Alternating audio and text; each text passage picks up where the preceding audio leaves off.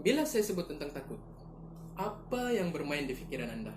Adakah ia tentang laba-laba, ataupun badut, ataupun lebih mental, diri sendiri, otak kita? Apakah itu ketakutan? Ketakutan merupakan suatu tanggapan emosi terhadap sebuah ancaman. Takut adalah satu mekanisme pertahanan hidup yang terjadi sebagai respons manusia, respons kita terhadap suatu stimulus tertentu, seperti rasa sakit ataupun ancaman bahaya. Ketakutan terhadap hantu dalam banyak budaya manusia didasarkan pada kepercayaan bahawa beberapa hantu mungkin bersikap jahat terhadap manusia dan berbahaya kepada manusia. Ia juga berkaitan dengan ketakutan kita terhadap kegelapan. Hari ini saya ingin bertanya soalan yang menjadi tajuk saya. Kenapa kita suka cerita hantu? Cerita hantu tidak pernah dibuktikan betul, tapi tidak pernah juga dibuktikan salah, bukan? Sains tidak boleh menidakkan kewujudan hantu. Berasa takut terhadap sesuatu boleh menjadi sesuatu yang menggembirakan dan membuatkan seseorang itu ketagih terhadap benda tersebut. Itu adalah kata seorang pakar dalam neuroscience kognitif, Irving Biederman. Kita sukakan penceritaan, sesuatu yang membezakan hidup ini dengan cerita-cerita tipikal yang seram di dunia. Salah satu tarikan dalam hidup kita adalah ditakutkan, yang datang dari mengalami satu pengalaman yang baru, tapi kita tahu pengalaman tersebut adalah selamat. Sebilangan besar daripada kita menghabiskan hidup kita untuk mencuba mengeluarkan emosi kita yang tidak selesa atau tidak stabil, seperti rasa sedih, rasa bimbang atau rasa malu. Atau dalam arti kata lain, mematikannya atau melarikan diri daripada emosi tersebut, atau apa saja yang kita lakukan untuk tidak merasakan emosi-emosi tersebut. Masalahnya adalah, jika kita tidak merasakan emosi kita yang sukar, kita juga tidak merasakan emosi gembira. Dalam arti kata lain, manusia, kita perlu merasakan emosi. Kerana apa? Sebab kita manusia, kita perlu ada emosi tersebut. Kenapa kita suka untuk ditakutkan? Salah satu sebab ialah perasaan takut tersebut merupakan sesuatu perasaan yang dapat kita kawal. Apa yang kita baca bukannya wujud. Tidak seperti banyak perkara yang berlaku di dunia masa sekarang yang boleh menakutkan kita. Kita baca buku di mana kita ada pilihan sama ada untuk baca atau tidak membacanya. Kita boleh menonton filem seram atau matikan filem tersebut. Pilihlah mana satu. Ia memastikan keselamatan kepada pembaca dan penonton medium-medium tersebut.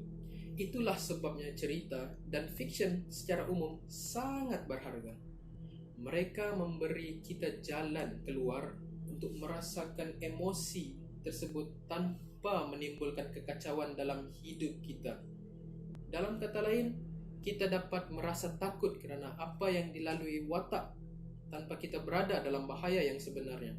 Seorang novelis muda bernama Lou Morgan pernah berkata, sewaktu membaca buku-buku yang boleh mendatangkan perasaan takut, kita ada pilihan sama ada hendak menelusuri perasaan takut tersebut atau tidak. Sekiranya kita hendak melakukannya, kita telah pun tahu yang bahawa raksasa, hantu, syaitan dalam buku filem tersebut dapat dikalahkan dan dapat dikawal oleh otak kita.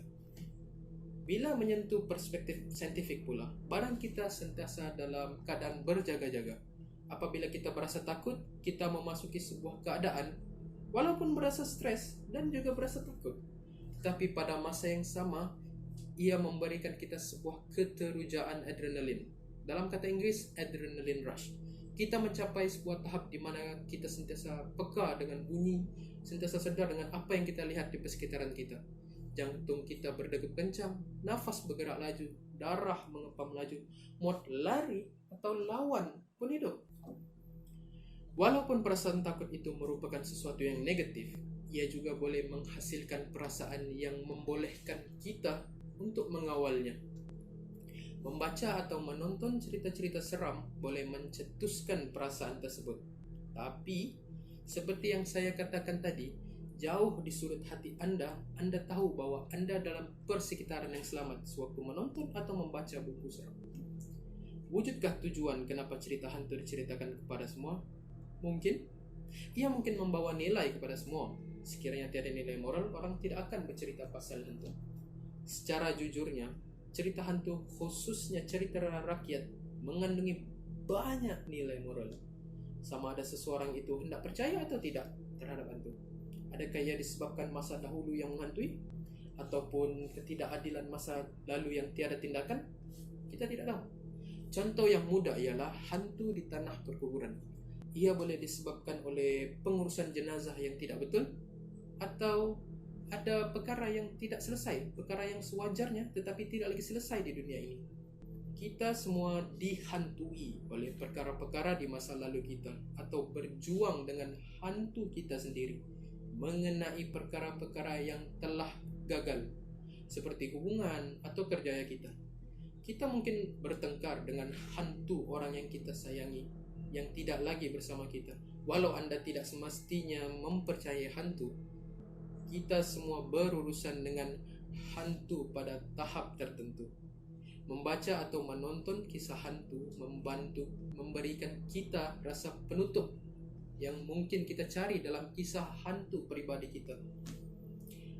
Alangkah bagusnya kita kalau kita dapat menjadi seorang kanak-kanak yang kecil lagi, kanak-kanak yang riang, di mana kita takutkan hantu yang tidak wujud, hantu yang tak dapat takutkan dan cederakan kita secara fisikal, dan bukannya cukai, bukannya perang, bukannya kerajaan, bukannya virus yang berlaku sekarang ini.